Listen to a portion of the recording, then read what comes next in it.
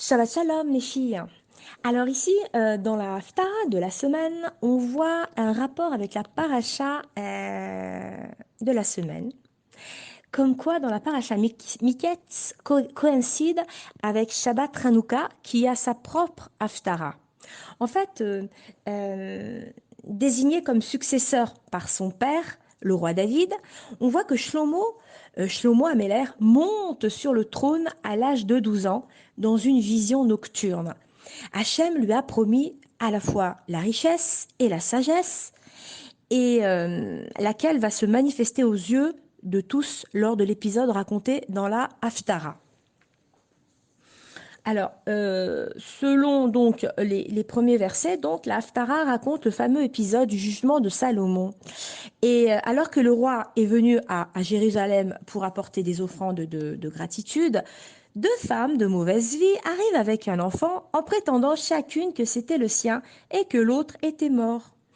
Dans les versets suivants, on voit qu'après avoir répété les arguments des deux femmes, Shlomo Améler donc demande qu'on lui apporte une épée et menace de couper l'enfant en deux. Puis, dans le verset suivant, l'une des femmes est prête à renoncer à l'enfant pour qu'il ait la vie sauve, alors que la seconde révèle son imposture en fait en acceptant l'idée du partage. Le roi Shlomo en déduit que la première est la vraie mère, et tout le peuple est alors émerveillé par sa sagesse qui lui a permis de trancher ce litige. Alors voilà que on voit des rapports donc entre la paracha Miketz et la Haftarah. Tout d'abord, on assiste dans les deux cas à la réalisation des rêves. Dans la paracha, donc, les rêves de Pharaon et les rêves de Yosef, qui avait vu depuis bien longtemps que ses frères allaient se prosterner devant lui, deviennent réalité. Parallèlement, la Haftarah montre que Shlomo Améler a bel et bien acquis la sagesse qu'Hachem lui avait promise dans une vision nocturne. Mais on peut aussi tirer une leçon importante de ces deux textes parallèles. Alors, Yosef prévient Pharaon que sa capacité d'interpréter les rêves lui vienne, donc, comme on l'avait dit, de Dieu et non de son intelligence personnelle. Et Pharaon le nomme vice-roi en disant à ses serviteurs: pourrions-nous trouver un homme tel que celui-ci, plein de l'esprit de Dieu? De l'autre côté, donc, de même, on voit dans la Haftarah que les enfants d'Israël furent saisis de respect pour le roi, Shlomo Améler, car ils ont compris qu'une sagesse divine l'inspirait.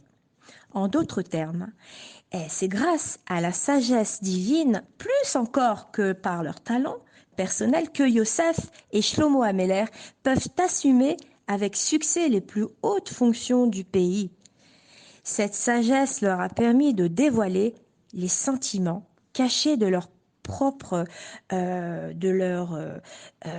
protagoniste, les regrets, alors d'un côté les regrets des frères dans le cas de Yosef, ceux de la vraie mère et de la fausse mère dans le cas de Shlomo Améler. Grâce à sa sagesse, Yosef va créer l'infrastructure qui va assurer la survie de ses descendants pendant les longues et dures années en exil.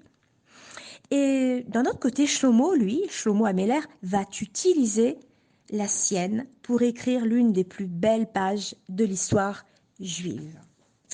Shabbat Shalom ou Mevorach.